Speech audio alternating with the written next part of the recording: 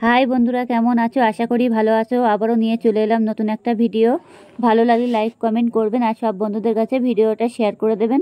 আর পুরোপুরি ভিডিওটা দেখবেন, টেনে টেনে দেখবেন না, তাহলে কিছুই বুঝতে পারবেন না।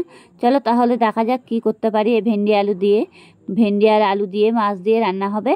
হেভি একটা তরকারি, ধামাকা একটা তরকারি, মানে এত সুন্দর লাগবে খেতে। ভেন্ডি আলু দিয়ে রান্না করলে মাছটা, সে কী বলবো আপনাদেরকে, না খেলে বুঝতেই পারবেন না। আর না করলে ঘরে বসে আপনারা অতি অবশ্যই রেসিপিটা একবার করার চেষ্টা করুন, তাহলে বুঝতে পারবেন যে ভেন্ডি আলু মাছ দিয়ে কেমন লাগে তরকারিটা।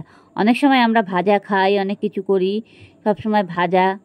ভেন্ডি অবশ্য ভাজা হয়, সিদ্ধ হয়, ভেন্ডি মাখা হয়, সবভাবে করে খাওয়া হয়। আজকের ভেন্ডি আলু দিয়ে আর চিংড়ি মাছ দিয়ে তরকারি করা হবে।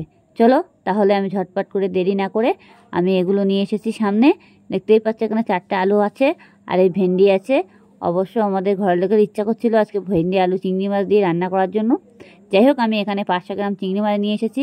চিংড়ি মাছগুলো খুব তাড়াতাড়ি আমি বাড়িতে এনে কেটে কুটে নিয়েছি। চিংড়ি মাছের শিরা টিরাগুলো ফেলে দিতে হয়েছে। এই যে ভেন্ডিটাও নিয়ে নিয়েছি, দেখতেই পাচ্ছ। নিয়ে অলরেডি এখন আমি চিংড়ি মাছগুলো ভালো করে লবণ হলুদ মাখিয়ে নেব। তার আগে চিংড়ি মাছের যে শিরগুলো সেগুলো সব বাদ দিয়ে ফেলে দিয়েছি। দিয়ে এটাকে ভালো করে মেখে নিতে হবে, লবণ হলুদটাকে মেখে নিয়ে আমি এক সাইডে করে চিংড়ি মাছটাকে রেখে দেবো। যেতেই হোক, চিংড়ি মাছ অনেক সময় জল ছেড়ে দেয়, তো সেই কারণে। যাই হোক, এটা আমার চিংড়ি মাছটা লবণ হলুদ মাখানো হয়ে গেছে। এবার বাটিটা আমি এক সাইড করে দিয়ে দিয়েছি। এবার তাড়াতাড়ি করে, দেরি না করে, এখন আমি বটি নিয়ে বসে পড়লাম। বালতির ভিতরে জল দিয়ে দিয়েছি, দিয়ে ভালো করে ভেন্ডিগুলো ধুয়ে নিয়েছি। তারপরেও ভেন্ডিগুলো জলের মধ্যে চুবিয়ে রেখেছি। এবার এক এক করে ভেন্ডিগুলো পুরো একটু বড় বড় করে কেটে নেব। এবার কেটে নিয়ে ভালোভাবে কেটে নিতে হবে, ঝটপট করে, দেরি না করে। এবার তাড়াতাড়ি কাটা হয়ে গেল। আলুগুলো ডুমো ডুমো করে কেটে দিয়ে দিয়েছি। আর লঙ্কা দিয়েছি 5-6 পিস লঙ্কা দিয়েছি। আপনারা যেমন লঙ্কা খাবেন তেমন দিতে পারবেন, কোনো অসুবিধা নেই। যাই হোক, এবার লঙ্কা টঙ্কাগুলো কাটা হয়ে গেছে। আমি লঙ্কাটা একবারে ভেন্ডির ভিতরেই দিয়ে দিয়েছি। এবারে আমি কেটে ভালো করে ধুয়ে নিয়েছি। আমি কিন্তু তার আগে ভেন্ডিগুলো গোটা ধুয়ে নিয়েছি। কিন্তু যেটি হোক, ভেন্ডি গোটা না ধুলে পরে যেমনি যদি কেটে জলে ধোয়া হয় তাহলে ভেন্ডিতে পুরো নাল ছিঁড়ে দেবে, তাহলে সমস্যা হয়ে যাবে। তখনই ভেন্ডিটা তোলা যাবে না, পুরো লাল লাল হয়ে যাবে। যাই হোক, তার আগে আমি এখন তাড়াতাড়ি করে কড়াইটা বসিয়ে দিয়েছি। অলরেডি কড়াইটা ভালো করে আমার গরম করে নিতে হবে। নিয়ে আমি তেল দিয়েছি কড়াইতে, দিয়ে যে বাকি যে চিংড়ি মাছটা আমি লবণ হলুদ মাখিয়ে রেখেছিলাম, এই যে দেখতেই পাচ্ছ, সেটাকে আমি এখন কড়াইয়ের ভিতরে দিয়ে দেবো। দিয়ে এটাকে আমি ভালো করে ভেজে নেব। লাল লাল করে চিংড়ি মাছটাকে পুরো ভেজে নিতে হবে। দেখতেই পাচ্ছ আমার চিংড়ি মাছটা অলরেডি ভাজা প্রায় হয়েও গেছে, পুরো লাল লাল ভাব চলে এসেছে। আর চিংড়ি মাছে ভাজতে ভাজতে দেখবে যে একদম পুরো জলটা ছেড়ে দেয় চিংড়ি মাছের ভিতরে। জলটা ছেড়ে দিলে পরে চিংড়ি মাছটা তখন মনে হয় কি ঝোল ঝোল উঠে গেছে। যেটি হোক, চিংড়ি মাছের জল যাতে না থাকে, একদম পুরো ভাজা ভাজা হয়ে যাবে। আমার চিংড়ি মাছের জলটাও পুরো শুকিয়ে গেছে, দেখতেই পাচ্ছ। এবার আমি ভালো করে একটু ভেজে নেবো, লাল লাল করে। চিংড়ি মাছ যাতে ভাজবে, গন্ধটাও সুন্দর বেরোবে আর ভেন্ডির সাথে পুরো মজে যাবে। একদম পুরো চিংড়ি মাছ দিয়ে অল্প একটু তরকারি হলে না, পুরো ভাত খাওয়া হয়ে যাবে। যাই হোক, অনেক দিন থেকে আশা করে বসে আছে আমার হাজব্যান্ড যে চিংড়ি মাছ দিয়ে ভেন্ডি দিয়ে খাবে। যেটি হোক, আপনারা ঘরে বসে এই রেসিপিটা একবার করে দেখুন, তাহলে বুঝতেই পারবেন যে রেসিপিটা কেমন খেতে। যাই হোক, অলরেডি আমার চিংড়ি মাছটা ভাজা হয়ে গেছে, দেখতেই পাচ্ছি। এবার চিংড়ি মাছটাকে আমি একটা পাত্রের মধ্যে তুলে নেব ভালো করে। এবার আমি দিয়ে দিয়েছি রসুন কুচি,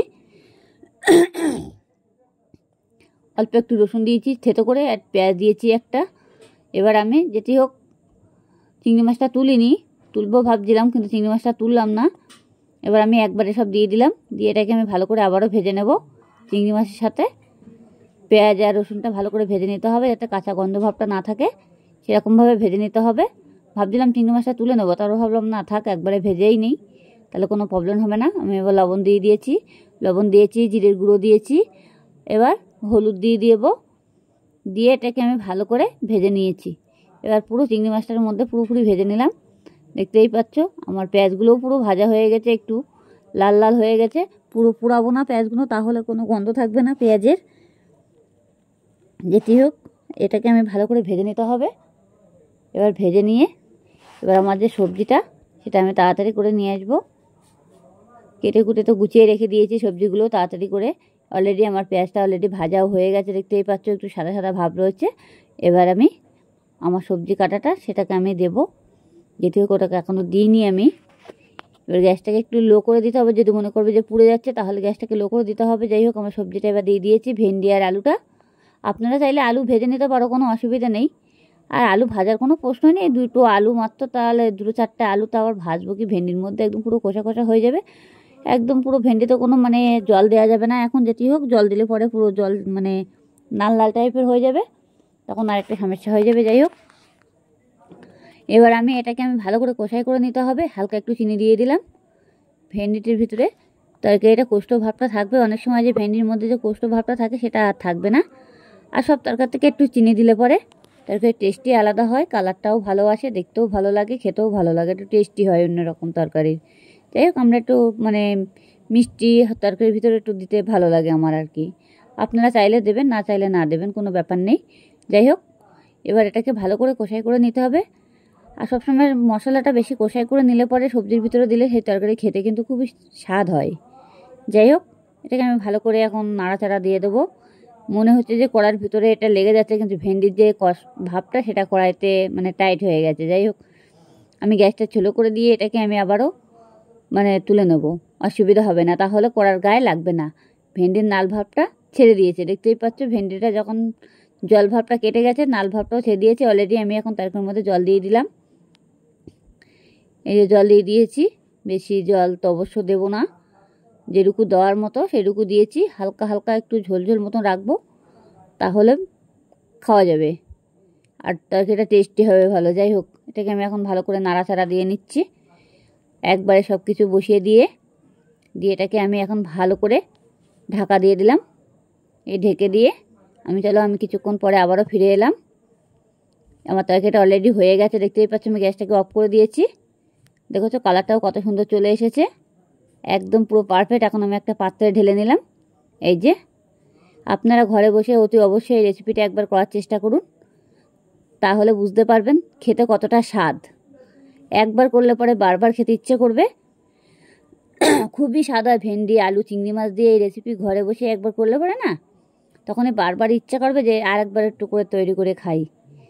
যাই হোক, ভালো লাগলে লাইক কমেন্ট করবেন, আর সব বন্ধুদের কাছে ভিডিওটা পুরোপুরি শেয়ার করে দেবেন।